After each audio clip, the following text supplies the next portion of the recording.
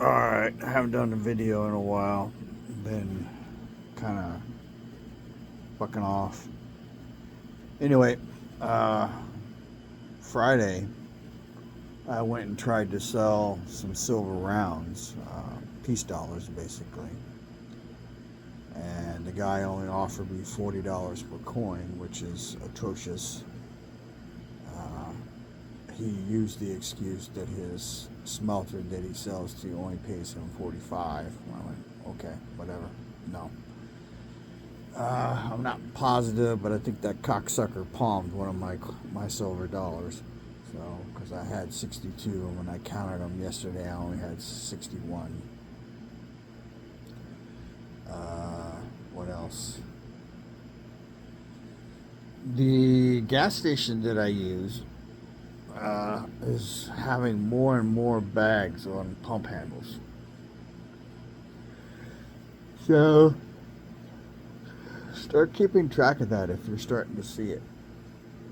Uh, they're talking fuel shortages uh, by July.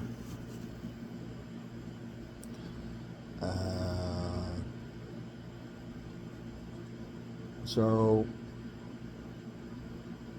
let's say if you're going to do a trip, do it in the next 30 days. I'm going to take a short one here pretty quick. It'll be my first break since my dad died. I used to take breaks before to get away from him and the issues he caused, but they weren't the kind of break that I needed, because when I was away, I was always thinking about what the fuck he was doing or not doing. So,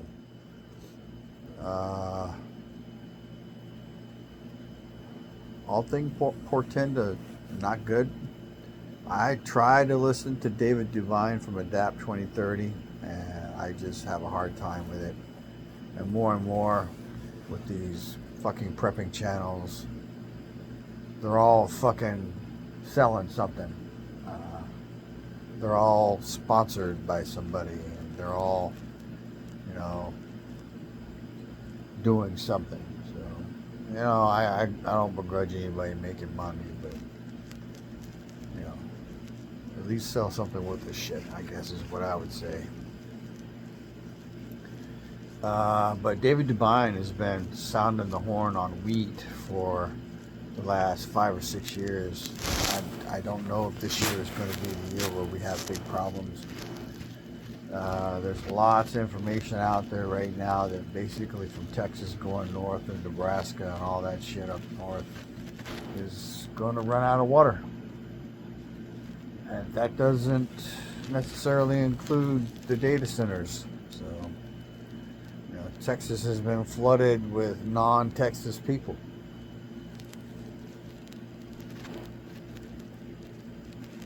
And I am trying to figure out a way to get the fuck out of here. I just don't know if I can afford it. The only place that I know of that has plenty of water, which you have to have as a human being, is the Pacific Northwest. But the cost of living up there is fucking atrocious. I'm getting older. I was going to just buy some land and then build a house. I think I could still do it. But holy camoles, it's a lot of hard work. I just had surgery for umbilical hernias, and that shit ain't cool. I'm getting older, so when I have hard days, I sleep hard. And then if I have too many hard days in a row, I gotta take a break. Just not the workaholic monster I used to be. So I would tell you, you need to seriously explore having a place to go outside of the cities, like well outside of the cities, far enough away that people can't walk and then show up desperate on your doorstep.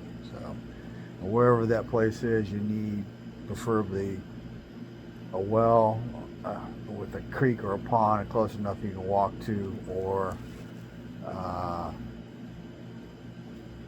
and put in rain catchment systems. So we go through a lot of water that I don't think it's going to be around in Texas. I think we're going to have a shortage like a big time.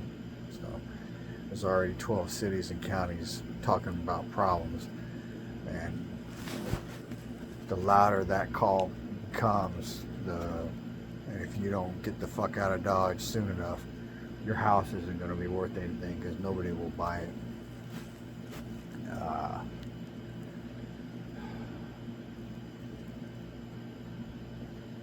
I've been watching stuff.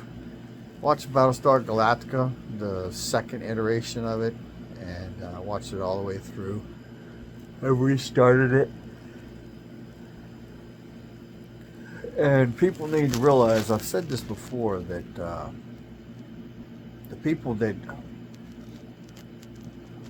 struggle with life right now, like they're the ones that are on food stamps, they're the ones that don't do well without help, are going to be the ones that are going to be knocking on motherfuckers' doors, because they're the ones that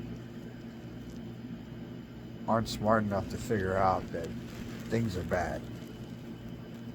So they know they're bad, but they have no idea how bad it's going to get.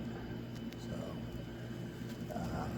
and those are the same kind of people that fucking are fighting over fucking TVs in Walmart on Black Friday. So imagine what it's going to be like when food and water are a problem. So anyway, you need to start looking beyond and deeper into stuff, long-term issues, and then work on mitigating them, I guess would be what I would say. So anyway, information is knowledge and power. Live a little, prep a lot, share love. Chief Prepper out.